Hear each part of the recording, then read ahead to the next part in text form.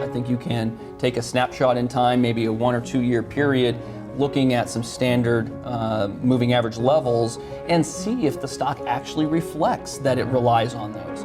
You know, if you find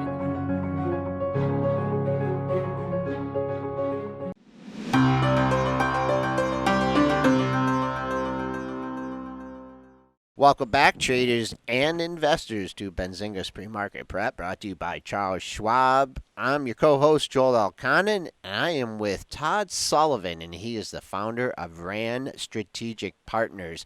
Todd, how you doing today? I'm doing great. How are you? We're doing pretty good. Could you tell us a little bit about your education and your background in the markets? Education, I'm a product of the State University system of New York. I went to Cortland State University. I've been a business owner of one form or another my entire life, and started using that in my investing. And I've been investing for 20 some years now. I'm a value investor, so to me, it's buying a share of a stock in a company is no different than buying your local mobile station or gift shop. So I'm looking for the same things. I'm looking at the balance sheet, looking at cash flows. My investing philosophy was just a natural offshoot of the way I operate in real life. So. Okay, you're also an angel investor, and you've been involved in a couple companies here. I see you're involved in Estimize, DailyWorth, Mile High Organics, a few others. What are your criteria when you are considering being an angel investor? Well, number one is the entrepreneur, right? I mean, you can have the greatest idea, but if you don't have an entrepreneur who is immersed in that idea with everything they have, I'm not convinced that it can work. By the same token, an amazing entrepreneur can have a great idea. That idea can run into some difficulty, and they're smart enough or bright enough to either pivot to something else or adjust their vision to fit the realities of the market and make a success out of it. So the number one criteria I look for is not necessarily the idea I'm backing, but who I'm backing. And, if I can back someone who's really smart and really has a vision, then whatever they do is going to work out somehow. Okay, and with being an angel investor, it's kind of an all or none situation, isn't it? Like you put up X amount of dollars, and it's pretty much either it's gonna, it's kind of like betting on the long shot at the track. I mean, if you bet on enough long shots, eventually one comes in. They're not the most liquid investments, correct? Or do you try and structure your deals so you have some kind of out? Well, I mean, as an angel investor, you're first one in, right? So, you're getting in when someone walks up to you and has this idea for something. You're not a VC who is investing in a company that already has, $20 million of revenue, and you can see where they've come from, where they've been. When you're an angel investor, someone comes to you, they have this vision, they have this thought process, and you're backing that person. So, I think the expectation you have to be realistic that this idea either is going to work or it isn't, and there really is no middle of the road. And as long as you're using funds that you're not relying on to pay a mortgage. To be honest, it could be 5, 6, 7, 8 years before there's some sort of an exit or some event happens, or you could even get your original investment back. So. You have to go into it under the assumption that, this idea either is going to work or it isn't, and either I'm going to, be giggling because I'm so happy this is over, or what I invested is gone. So, in that, I think that allows you to make more rational decisions with the money you're backing. And I think it also makes you be a little more careful, right? I mean, if you're giving someone a check for $25,000 and there's a decent chance that money's gone, right, you're going to make sure that the person you're backing is really solid and they have a really great idea and they're really passionate about, their vision. So I think that's the way I look at it anyway. Okay, so tell us about RAND Strategic Partners. How did you end up starting it? How long has it been in existence? Well, actually, it came as an offshoot of my being on Twitter and StockTwits. I managed family money for years and got on the Twitter stock picks platform in 2009, early 2009. And it's kind of an odd time to be getting into all this stuff, right, with what was happening in the markets and the economy. And by the end of the year, I was getting requests from people to manage their money. So we created the fund and just kind of went from there. Small funds, not huge by any stretch of the imagination, but the investors I have in it they're like-minded with me. They're long-term, value-oriented people, and it's done really well. We're comfortably ahead of the indexes since we launched in December 2009, and as far as I know, everyone's pretty happy. Well, it seems like you might be in some limited company there with outperforming the market. A lot of funds are falling shy of the benchmark. What do you think has been your key to your long-term success? I honestly buy shares in cheap companies, and I have the ability and the patience, and my investors have the patience to see those investments through to fruition. I don't need to, beat the market every month. I don't need to beat it every week. My investors are looking at, a quarterly or an annual time frame for their returns, and that allows a certain level of patience. And, I think someone defined it once as time arbitrage. We're able to buy something and let time be our friend, whereas I think unfortunately, for a lot of investors or funds or other entities, time is their enemy, and they need to perform this week or this month. And I think that makes or forces a lot of decisions maybe they might not normally make, and I think it might hurt their results. So, for me, this is what works. When I was young, I tried trading and I tried technical analysis, and to be perfectly honest, I was horrible at it. It sucked. And it didn't fit my temperament.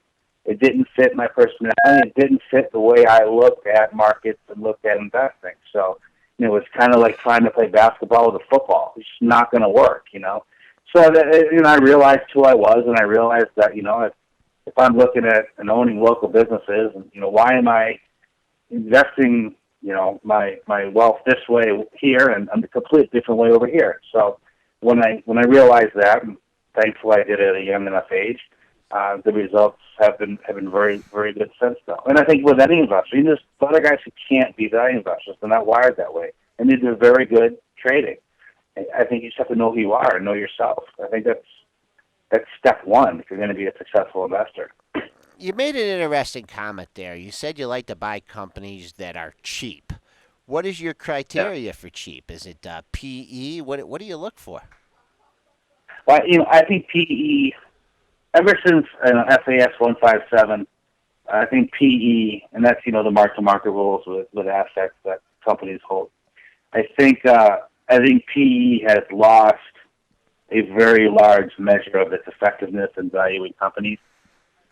Depending on the valuation of, assets or bonds in a financial company's portfolio, their earnings are going to fluctuate wildly quarter to quarter. And it really isn't the PE they report, or you do a screen for any PE, might not really accurately reflect the condition of the company. So, and further, if you're buying real estate companies, real estate companies value the land they hold at either lesser of what they purchased it at or the current value. So, a company that's held land for 15 years is, that the valuation of that land is never going to show up in any screener. So, you look at operating earnings and operating cash flow. I think that's going to give you a great idea of the health of the company, and then you can start to make some certain valuation judgments off of that. But I don't think anymore you can really look at reported earnings with a high degree of confidence that this is telling me what this company is valued at based on what it's actually doing. Because there's a lot of gray areas in there now and a lot of one-off events that skew them either way. So I think you got to really dig into operating earnings, operating cash flow, And then, management. What is management going to do with that cash flow? Because dumb management with a lot of cash flow, that's not going to be a recipe Bad for news. success down the road. Okay. Well, after this nice run up in the market, do you see any sectors with still some more upside potential? So if my time frame, obviously is over the next several years, right? I'm not looking at the market saying, XYZ stock is worth, whatever in the next 60 days or 90 days or 120 days. So I still think over the next 2, 3, 4 years that the banking sector and the real estate sector is still very, very cheap. We haven't built enough homes since 2007 to compensate for population growth and household formation. We're still well below where we need to be, which is why you've seen the explosion of renters all over the place because we don't have enough homes for them to buy. And I think lending has been excessively restrictive. The pendulum went from 2005, where if you could fog a mirror, here's $500,000 for a home, and we'll believe whatever you tell you to make, to a DNA sample and your firstborn child to get a mortgage. Anyone who's tried to get a loan in the last 4 years understands how difficult it is now to get a mortgage. So I think at some point in the next couple of years, that will moderate to more reasonable levels. And when that does, you'll see a flood of home buyers come back into the market. That will be reflected, obviously, in earnings for banks and financial companies. And I think you're in a long-term trend for housing. It was so beaten up, and deservedly so. I mean, let's be honest. It was crazy what happened from 2003 to 2006. It was absolutely insane. But the pendulum has swung so far the other way that, the biggest complaint I hear from people is they can't find a home to buy. We have homes in my area, they're on the market for a day or two and they're gone. And it's because there's not enough new homes for people to buy out there. And there's a lot of people who want to buy but can't because lending standards they're insane right now. I refinanced a home a couple of years ago. It took 7 months. The only thing I was doing was lowering my monthly payment. I've never been late on the loan, never had a problem paying it, and it took forever to refinance a loan that was going to actually make it easier for me to pay every month. So I can't even imagine what it's like for someone to buy a new home, especially if you have any blemish on your credit at all. So I see those two trends continuing in the future. You get a bank like Bank of America still trading well below book value. Typically they can trade from 1 to 2 times book value, which means Bank of America in the next few years could double from here, maybe more. And there's real estate companies, Lennar, one of my favorite, Howard Hughes Corporation, that are sitting on huge swaths of land that they bought years ago that they're going to be able to develop at ever-increasing prices as these buyers come into the market. What part of the country are you in? I'm sorry? What part of the country are you located in? I'm in Massachusetts. Massachusetts. Okay. Well, let's go to the opposite end of the spectrum here. Overvalued sectors, something that you may want to avoid.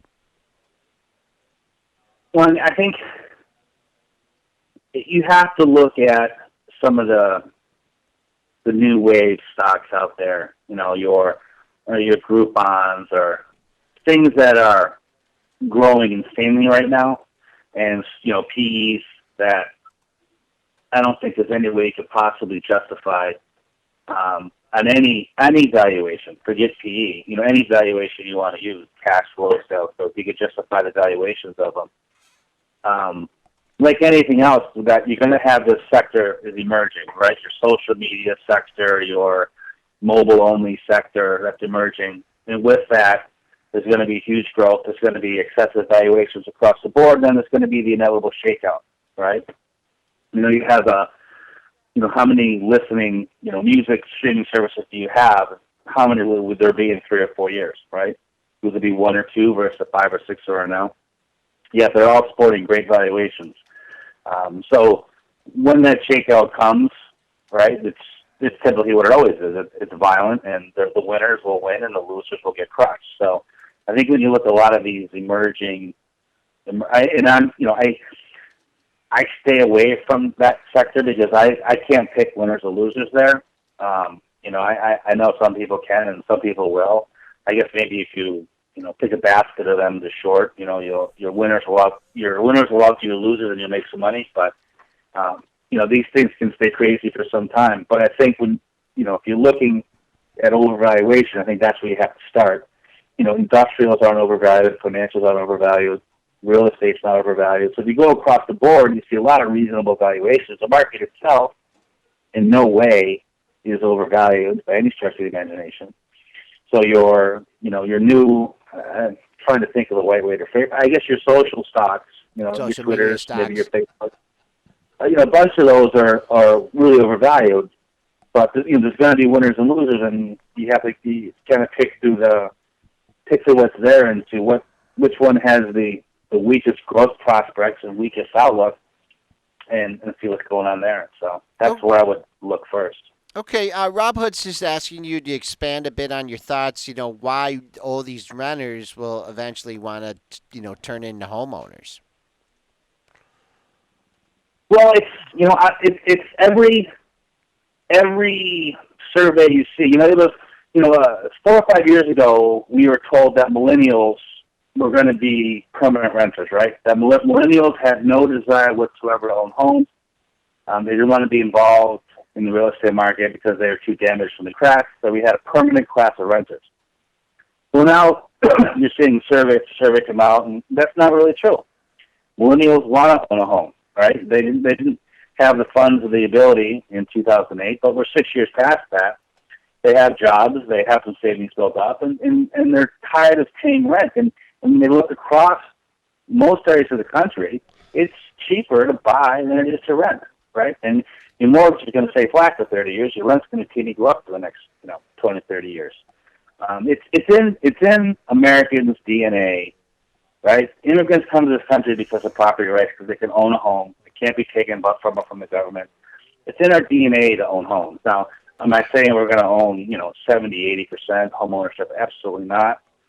There's going to be a large part of the population that's not able to. But people want to own homes. They want to have a place to settle down. That's what they want to do. I'm not sure that attitudes people had, in the midst of a housing crash, or the attitudes they're going to have, coming out of it. When people see their neighbors in their homes, their neighbors selling their homes, and they're not short sales, they're making money, and they're moving on, and they're moving up into an extra home. People want to be part of that. They always have. We have these housing issues every 14, 15 years. We had a housing in the 90s. Housing was sluggish in the 70s. And there's always that reaction during post-it that, it's just not worth owning a home ever again. But then once everything settles down, Americans do want to own a home. They want to own a place. They want to have a place of their own. It's who we are. And I think that that will continue. All right. Before we let you go, we're just going to go a little macro on you here. Huge Ebola sell-off in the middle of the month, and boom, Bank of Japan goes with the easing. One of the big hedge funds, not hedge funds, but one of the pension funds is happening in the market, having the S&Ps right back here up at new all-time highs. Were you bullish or bearish at the bottom there a couple of weeks ago? And, are you taking this opportunity to lighten up here on this quick move back to all-time highs? I've been bullish for 4 or 5 years now, and I remain bullish. If you step back and look at the world, where else would you rather have your money but the U.S. equity markets? Right? I mean, you're buying U.S. business. In the bond market, I'm not sure putting money in something at 2% is worth it. I'd rather buy dividend stock and get 4%. And if I'm investing for 5 or 6 years. Emerging markets, who knows? I think, there's, as I said before, the U.S. equity markets are in no way overvalued. By any reasonable measure, they're not. They're fairly valued. So then you sit back and you say, well, which economy do I want to invest in for the next 5 years? Well, it's pretty obvious to me that the U.S. economy is the most stable, the most poised for consistent, safe growth over the next 4 or 5 years. And so if that's your outlook and that's what you think, then being involved in the U.S. equity market is going to give you, your best risk reward over the next 3 to 5 years. Now, the emerging markets may do better, but investing in emerging markets, can be a bit like playing craps at times, right? Yep. Maybe great for a while, but then you crap out. So, and I am very optimistic on both, the U.S. economy and then by association, the U.S. equity markets for the next 3 to 5 years. I think, we've had steady, unspectacular growth. I don't think we're going to start growing 4 or 5%, but I think between, 2.5 to 3.75% for the next few years is reasonable. And if we do that, there's going to be plenty of stocks and plenty of companies that do very well, and investors can do very well also. Okay, we've had Warren can be really good sometimes. Okay, we've had Todd Sullivan on, and he's the founder of Rand Strategic Partners. He's been our guest here on Benzinga's Pre-Market Prep, brought to you by Charles Schwab. Todd, thanks for coming on. Great information. We hope to talk to you again soon. Thanks a lot. I appreciate it.